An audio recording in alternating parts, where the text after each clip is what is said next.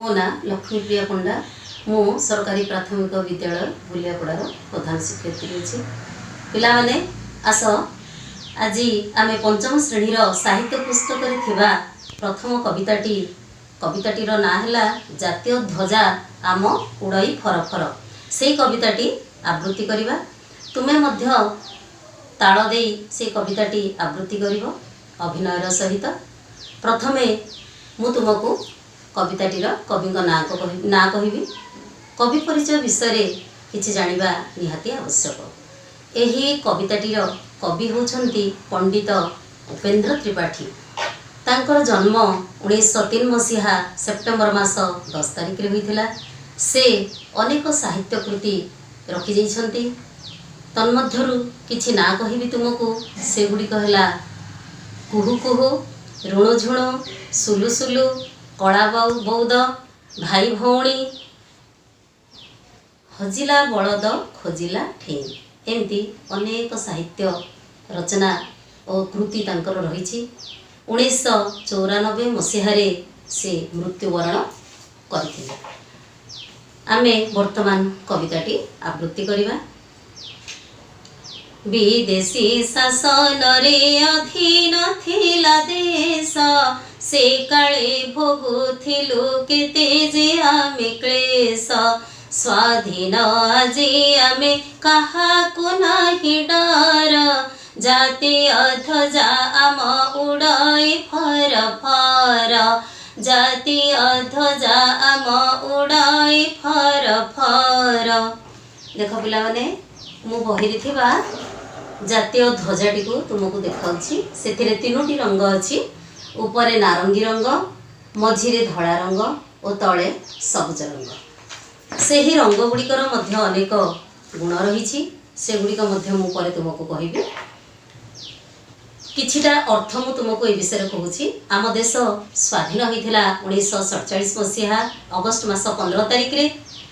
देश स्वाधीन हवा पूर्वरु इंग्रेज माने आमको शासन करुथिले। भारतीय मानकु कला भावी से अनेक घृणा मध्य करुथिले, जंत्रणा देउथिले। तेणु भारतीय मानकर मनरे सब बेले भय रहुथिला। सेई भय आज दूर हो जाइछि। देश स्वाधीन हेबा परे आमे काहाकु आ डरिबार आमर आवश्यकता नहीं। कथारे अछि डर काहाकु भय काहाकु ठाकुरे अछंती चौबा। अच्छा आज से कथा को मने पकई आमे आम कर्तव्य पथरे अग्रसर हेबा। ए जातीय पताका को लक्ष्य करी आमे से गुणगुड़ी को स्मरण करी आमे मध्य निजर कर्तव्य करिजिबा। सेही समय इंग्रेज माने आमको जो कष्ट दउथिले से कष्ट आज दूरीभूत हो जाइछि। देख पिला माने द्वितीय पद एणिकी भल जहा करेबु सेही काम जातिर इतिहास रहिब मनाम कर्तव्य पथ धरी होइबु अग्रसर जातीय ध्वजा आम उड़ई फर फर जातीय ध्वजा आम उड़ई फर फर। द्वितीय पदरे पिला माने तुमे कौन सुनिल? किछि भल काम आमे करिबा। कौन सब भल काम करिबा से विषय तुम टिके चिंता कर। कहिला देखी कौन सब भल गुणर ना तुमे जानिछ? मु तुमको कहि दउछि किछिटा भल गुणर ना। जेमती परोपकार, अन्यर उपकार करिबा, काहाको हिंसा करिबा नहीं, द्वेष आचरण करिबा नहीं, शत्रुता करिबा नहीं। एमती अनेक भल काम आमे करिजिबा।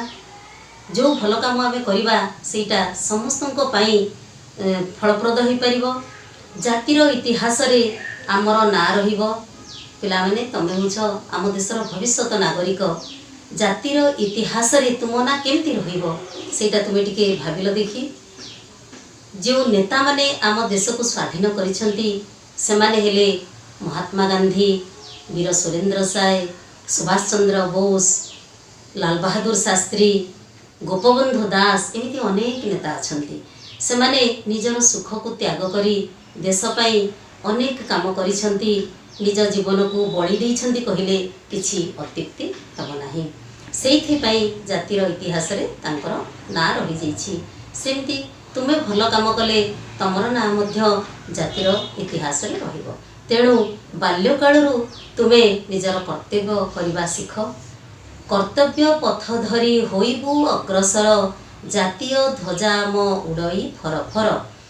आमे निजर कर्तव्य पथ को अनुसरण करी सबुबले आगुआ होई चलिबा आगे जीवा आउ आमर जातीय पताका को लक्ष्य करी आमे निजर कर्तव्य करुथिबा।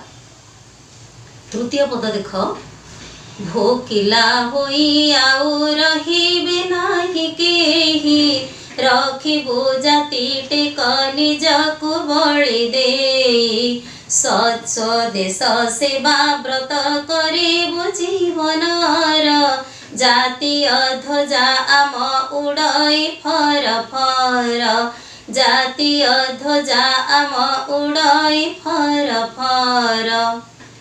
तृतीय पदरे पिला माने कौन शुणिल जे आम देश रे अनेक लोक भोकिलारे रही जाउछंती खाइबा को मध्य गंडे दी बेला पाई पारु नाहंती। ताले आमे सेही भोकिला प्राण रे आहार देबा आ तांकु मध्य किछि करी सिखैबार प्रेरणा देबा।